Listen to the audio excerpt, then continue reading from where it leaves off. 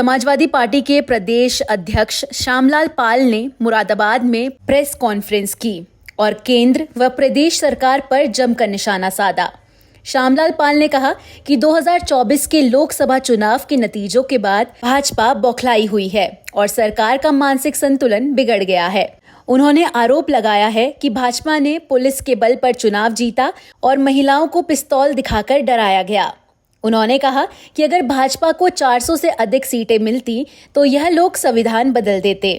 Samajwadi party बाबा साहब के विचारों पर चलती है और हमेशा पीड़ितों और वंचितों के साथ खड़ी रहेगी। पूजा पाल को लेकर प्रदेश अध्यक्ष ने बड़ा बयान दिया। उन्होंने कहा कि राज्यसभा चुनाव में भाजपा का साथ देना पार्टी की विचारधारा के खिलाफ था और पार्टी लाइन से हटकर काम करने वालों पर कार्रवाई होगी। डॉक्टर एसटी हसन पर लगे आरोपों पर उन्होंने कहा कि उनका परीक्षण होगा और फिर राष्ट्रीय अध्यक्ष जैसा उचित समझेगी वैसी कार्रवाई की जाएगी। अयोध्या चुनाव पर भी उन्होंने भाजपा को घेरा और कहा कि अयोध्या के लोगों ने भाजपा को झूठ बता दिया है। उन्होंने सवाल उठाया कि क्या भाजपा भगवान राम से बड़ी है। प्रदेश अध्यक्ष ने कहा है कि उत्तर प्रदेश की कानूनी व्यवस्था पूरी तरह से चमराई हुई है। नाम बदलने से विकास नहीं होता और समाजवादी पार्टी 2027 विधानसभा चुनाव में 2024 से भी बेहतर परिणाम लेकर आएगी। वोटर आईडी और पंचायत चुनाव को भी लेकर उन्होंने साफ कहा कि समाजवादी पार्टी पूरी तरह से तैयार है और बाबा साहब के वोट के अधिकार को बचाने के लिए हर कदम उठाएगी। क्या आपका उद्देश्य है?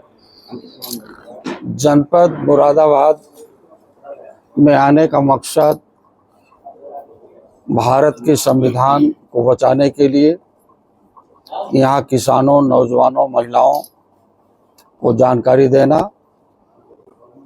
कि भारत के संविधान के अनुसार देश और प्रदेश नहीं चल रहा है।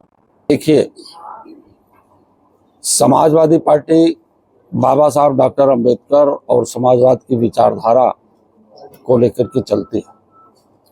पार्टी में बहुत से लोग हैं, बहुत से नेता हैं। आपने पूजा पाल का सवाल किया।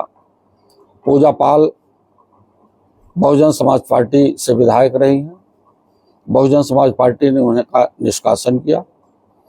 देश में बहुत सी पार्टियां हैं, किसी ने कहीं उनको स्वीकार नहीं किया, लेकिन आदरणीय अखिलेश यादव जी ने उन्हें स्वीकार ही नहीं किया, बल्कि विधानसभा के पटल पर भी लाने के लिए विधायक बनाने का काम किया।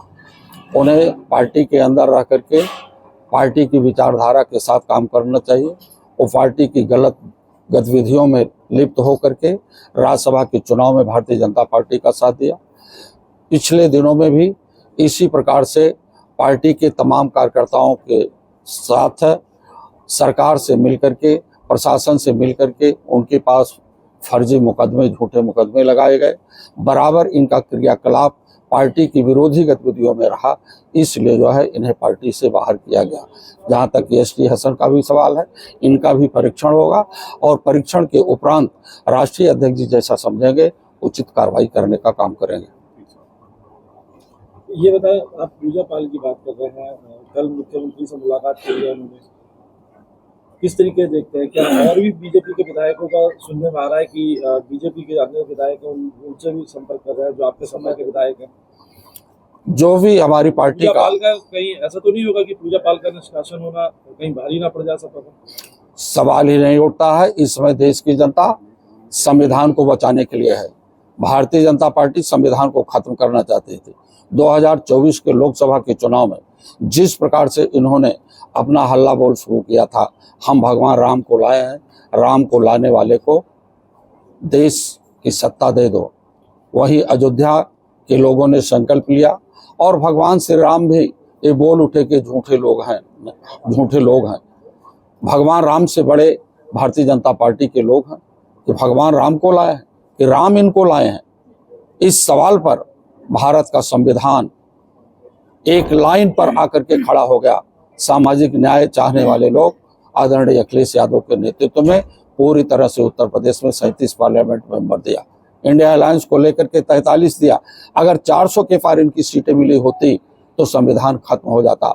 लोकतंत्र की हत्या करने वाले लोग लोकतंत्र को समाप्त कर देते, लेकिन आज पूरे प्रदेश की ही जनता नहीं, पूरे देश में एक उन्माद है क्या अतीक अहमद के साथ आज भी खड़ी हुई है सपा? अतीक अहमद नहीं, बल्कि ये समाजवादी पार्टी देश के शोषितों, वंचितों, पीड़ितों के साथ खड़ी है। मैं प्रदेश के मुख्यमंत्री जी से ही पूछना चाहूँगा, वहीं विधायक पूजा पाल जहाँ से विधायक हैं, वहीं पर 8 साल पाल समाज की बेटी के साथ रेप होता है। रेपकारी लोग जेल से बाहर हैं और जिसका रेप हो रहा है उसका पिता जेल में आज भी हैं, वो भी हमारी बेटी है, उसके साथ इंसाफ क्यों नहीं मिला? सवाल यहाँ किसी व्यक्ति विशेष का नहीं है। सवाल यह है कि अतीक के साथ के नाम सवाल यहाँ व्यक्ति विशेष का नहीं है। जिसके साथ शोषण और अत्याचार होगा, समाजवादी पार्टी उसके साथ खड़ी होगी। पूजा पाल के साथ अन्याय और अत्याचार हुआ, कोई जगह नहीं मिल रही थी। समाजवादी पार्टी के राष्ट्रीय अध्यक्ष ने केवल जगह ही नहीं दिया, बहुत बड़ा सम्मान दिया।